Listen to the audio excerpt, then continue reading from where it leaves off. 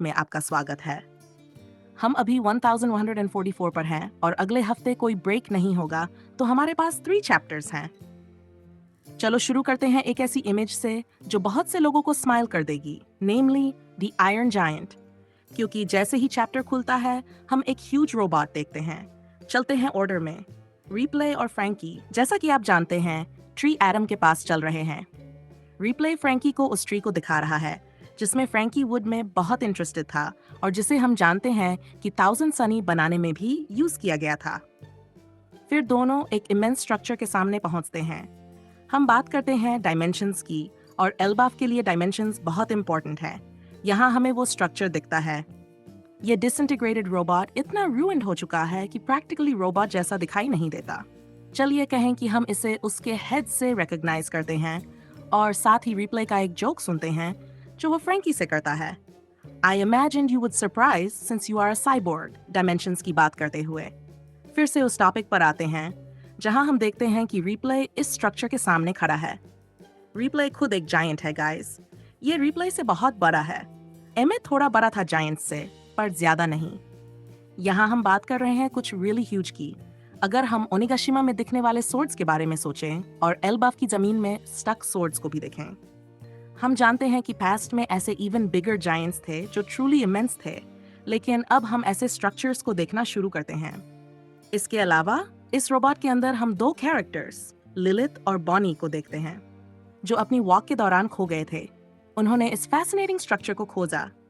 जैसा कि आप इमेजिन कर सकते हैं, लिलिथ एक वेगापंक होने के नाते सीधे वहां जाना चाहता है, और इससे हमें और भी इंफॉर्मेशन मिलती है जिस पर हम थोड़ी देर फोकस करेंगे। आगे आने वाले कंटेंट में मैं इस टॉपिक में और डेप्थ में जाऊंगा।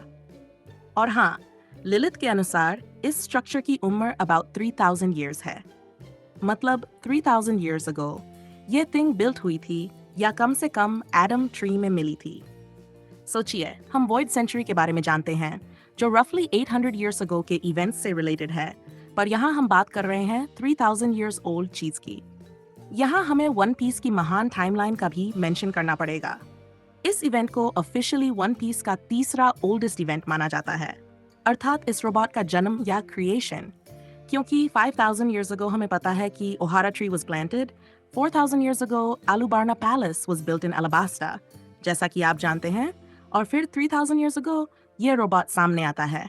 कुछ बातें हैं जो मैं कहना चाहता हूँ और क्यों मेरी राय में ये रोबोट पहले प्रसिद्ध विश्व फर्स्ट वर्ल्ड से संबंधित है, जिसका हमने पहले जिक्र किया था। इसके अलावा हमने फ्रैंकी के साथ उस पर भित्ति चित्र के अंदर भी इसे देखा था। इस समय हम वन पीस के वर्ष, जो कि सर्कुलर सी के कैलेंडर का वर्ष है, इसका मतलब है कि 100 साल पहले कुछ ऐसा हुआ जिससे वन पीस की दुनिया के नागरिकों ने इस दुनिया को सर्कुलर सी मानना शुरू कर दिया और ईयर 0 की शुरुआत हुई। तो ये रोबोट इस काल्पनिक घटना से भी 500 साल पहले का है। इसका मतलब यह हुआ कि तब समुद्र सर्कुलर नहीं था, या फिर जो कैलेंडर यूज किया जा रहा था वह पूरी तरह से अलग था। इसका सीधा अर्थ यह हुआ कि हम एक और भी प्राचीन दुनिया की बात कर रहे हैं, और फ्रैंकी से जुड़ी कहानी अभी खत्म नहीं हुई है। उनका ग्रुप होली नाइट्स द्वारा बनाए गए एक मॉन्स्टर के सामने आ जाता है, और ये कोई मामूली मॉन्स्टर नहीं बल्कि एक भयंकर तूफान से जुड़ा मॉन्स्टर है। तो जाहिर है कि यहाँ एक जबरदस्त लड़ाई देखने को मिलेगी। अब हम पूरी तरह से पर्सपेक्टिव चेंज करते हैं और वापस वेस्टर्न विलेज में जाते हैं, जहाँ मुख्य किरदार यानी जारूल इस समय स्थिति को संभालने की कोशिश कर रहा है। मुद्दे क्या हैं? सबसे पहले स्कूल से एक कॉल आई थी जो उन्हें मिली थी, तो उन्हें वहां जाना है। पूरा द्वीप और पेड़ खतरनाक मॉन्स्टर से भरे हुए हैं। आग भी लगी हुई है जिसे नजरअंदाज नहीं किया जा सकता। जारूल का फैसला। जारूल योद्धाओं को नियंत्रित करने की कोशिश कर रहा है और कुछ लोगों को लड़ाई से रोक रहा है। कोरॉन, वह भी लड़ाई में शामिल होना चाहता है, लेकिन वह बहुत छोटा है, इसलिए जारूल उसे साफ मना कर देता है। वे एक सम्राट एम्परर के पायरेट्स हैं, इसलिए वे मदद कर सकते हैं, लेकिन दिग्गज उन्हें कुछ करने नहीं देना चाहते।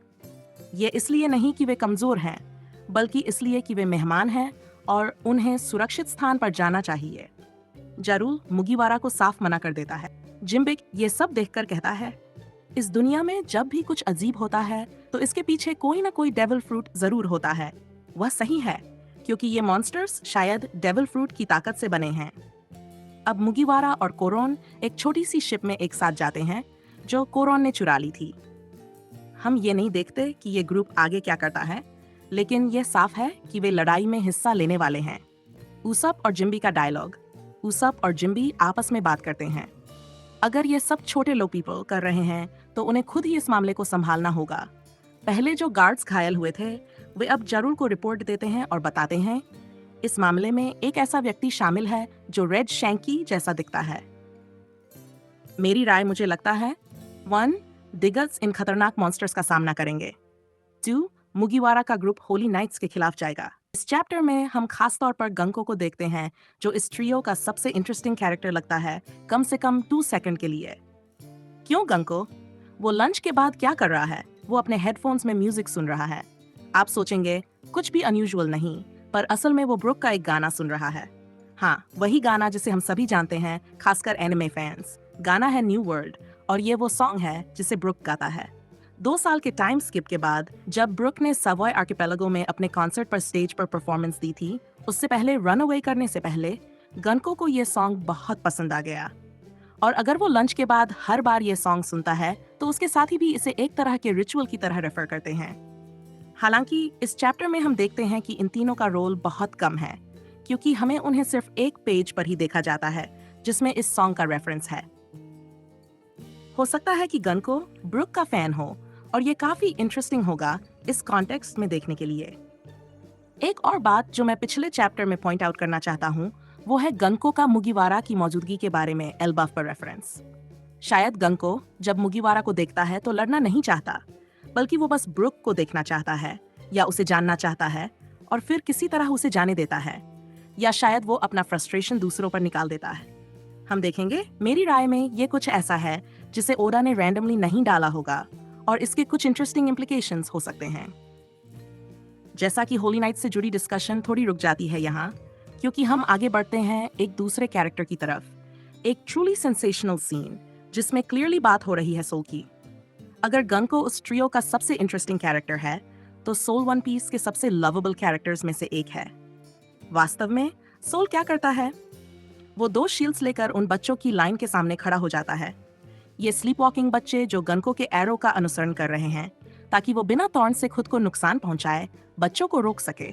लेकिन अफसोस की बात है कि बच्चे जो रोकने में कामयाब हो जाते हैं, अनफॉर्चुनेटली एक दूसरे से टकराने से समर की पावर एक्टिवेट हो जाती है और इस वजह से ये थॉर्न्स बन जाते हैं जो आपस में चोट पहुंचाते हैं, जबकि अभी डोरमेंट रहते हैं। ये सब देखकर सभी थोड़े परेशान हो जाते हैं, खासकर रॉबिन जो सोल के साथ है और चॉपर भी। फिर वो लोग एक दूसरी टेक्निक ट्राई करते हैं। सोल फिर एक रोप का इस्तेमाल करके एक बच्चे को पकड़ता है और ऐसा लगता है कि वो सफल हो जाता है। फिर एक और समस्या आ जाती है। एक जायंट वुल्फ पहुंच जाता है जो ऑब्वियसली नॉन नॉर्स मिथोलॉजी का फेनरिर है और वो सोल को रोक देता है। इन चैप्टर में हम देखते हैं कि ये मॉन्स्टर्स सिर्फ द्वीप में परेशानी नहीं पैदा कर रहे, बल्कि एक स्पेसिफिक मिशन भी फॉलो कर रहे हैं, उन बच्चों की लाइन की रक्षा करना जिनका अनुसरण ये कर रहे हैं। आगे के चैप्टर में हमें इस घाव का फिर से कोई रेफरेंस नहीं मिलता, तो असल में हमें ये नहीं पता चलता कि सोल इसका सामना करेगा या नहीं। साथ ही हम देखते हैं कि पुराने जायंट पायरेट्स डोरी, ब्रॉगी और उनकी पूरी क्रू शिप पर चढ़ जाते हैं और द्वीप तक पहुंचने की कोशिश करते हैं। वो अपने क्लासिक कंबाइंड ब्लो का यूज करते हैं, जैसा कि हमने पहले लिटिल गार्डन में देखा था, जिससे वो एक क्रीचर को डेवास्टेट कर देते हैं जिसे ड्रीम्स ऑफ ड्रीम्स और किलिंग हैम की पावर ने बनाया था। यहाँ हम बात कर रहे हैं असल में एक ड्रैगन की, लेकिन मूव चाहे जैसा भी हो। गाइस, जायंट्स में से 2 जिन्होंने ये बहुत पावरफुल मूव निकाला कुछ एक्सेप्शनल नहीं है। सबसे इंटरेस्टिंग बात यह है कि उस शिप पर एक और कैरेक्टर जुड़ जाता है, स्कॉपर गैबन, जिसे एल्बाफ में यसन के नाम से भी जाना जाता है। और आखिर में जब लोग चिल्ला रहे होते हैं, okay if there is also the mountain eater, तो उस शिप को इनविंसिबल बता दिया जाता है। ये चैप्टर एल्बाफ की प्रोग्रेस के लिए बहुत इंपॉर्टेंट है, क्योंकि ये कंफर्म करता है कि हमारा स्कॉपर गैबन जो कहे guys come visit me at the end of your adventure, असल में गेम में बाकी सागा तक मौजूद रहेगा। वास्तव में वह गेम में एंटर करता है और स्कूल की ओर बढ़ जाता है। याद रखिए कि स्कॉपर गैबन की चैरिटी कम से कम एल्बाफ की शुरुआत से अब तक लव के कॉन्सेप्ट के चारों ओर घूमती है, और रिप्ले जिसकी वाइफ स्कूल के पास ही है इस एरिया में मौजूद है। साथ ही रिप्ले खुद इन क्रीचर्स में से एक द्वारा अटैक की जाती है, तो शायद स्कॉपर गबन अपनी वाइफ की रक्षा करना चाहता है। वैसे पहले जो सन सेफ था वह भी अब मुसीबत में पड़ रहा है। तो संभवतः गबन को स्कूल से जुड़ी स्पीच से भी निपटना पड़ेगा, क्योंकि हम गबन को अभी भी ग्रेट एरिक पर देखते हैं, जायंट पायरेट्स की शिप, तो वह जायंट्स के साथ है। मेरी राय में गबन का रोल अभी के लिए एक्सक्लूसिवली इन जायंट मॉन्स्टर्स से जुड़ा रहेगा। तो जायंट्स और गबन मिलकर इन मॉन्स्टर्स का सामना करेंगे, जो कि ड्रीम्स से आए हैं, जबकि मुगिवारा ग्रुप थोड़ा सा होली नाइट्स से जुड़ा हुआ नजर आता है। जो डायलॉग हमने पहले डिस्कस किया था उससे भी यही कंफर्म होता है, साथ ही गुनको के वो सीन में जब वो ब्रुक का सॉन्ग सुनता है। सच कहूं तो इस चैप्टर में कुछ भी एक्सेप्शनल नहीं दिखता, लेकिन टाइमलाइन, उस रोबोट और स्ट्रक्चर से जुड़ी बातें फ्यूचर में बहुत इंपॉर्टेंट होंगी। थैंक यू गाइस, और हम अगले दिनों में एक इन डेप्थ एनालिसिस के साथ फिर मिलेंगे।